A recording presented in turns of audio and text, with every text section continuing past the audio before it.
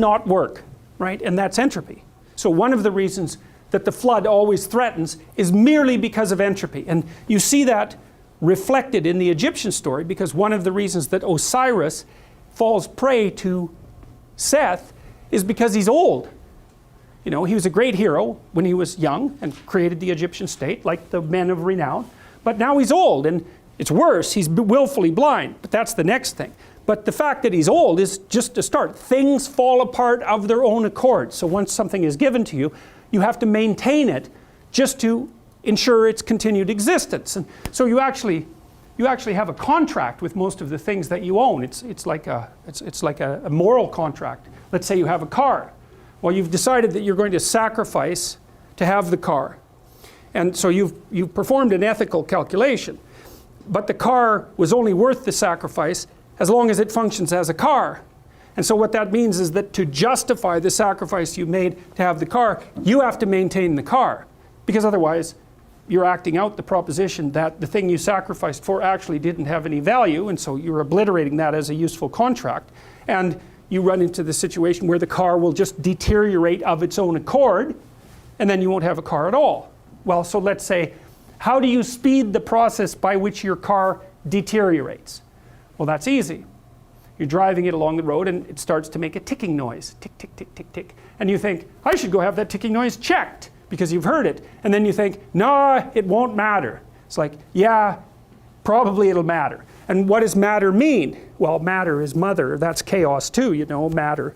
But what it means is that that little ticking noise is the birthplace of Tiamat in your car. That's a good way of thinking about it, is that it's your first indication that the dragon of chaos is going to manifest itself in your car. That happens when you, I've got a funny story about that. So I had a friend in graduate school, someone I really liked, but I wouldn't call her mechanically inclined, let's put it that way.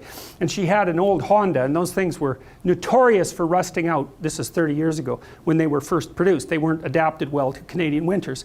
And we used to go in her car, in her Honda, and it got a little on the scary side because it was so rusty underneath that you could actually see through the floorboards. And that actually made me nervous, because if you can see through the floorboards, that means that they're not really floorboards. What they are is like rust.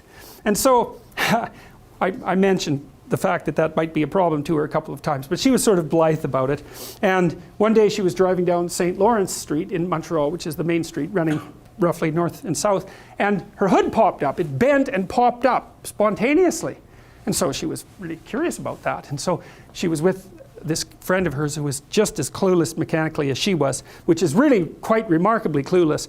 And so they pulled off into a service station and had the guy come out and look at it. And well, he opened the hood, obviously. And what had happened was the body had fallen off the frame.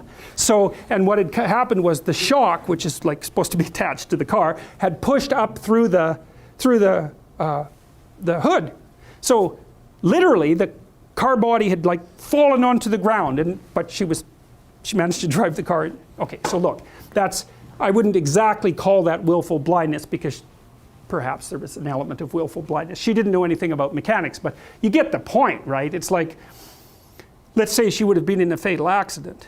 You might say, well, you can shake your fist at God for producing the circumstances, but you know, the fact that you could see through the floorboards, that's probably something that you might have paid attention to. And so it's always the question, is that if things fall apart around you, to what degree is it the mere tendency of things to degenerate entropically, because they do that of their own accord, or have you sped the probability of decay by failing to pay attention when a little snake manifests itself inside your paradise? And it's always a question. So, and here's an example, an interesting example, I think. So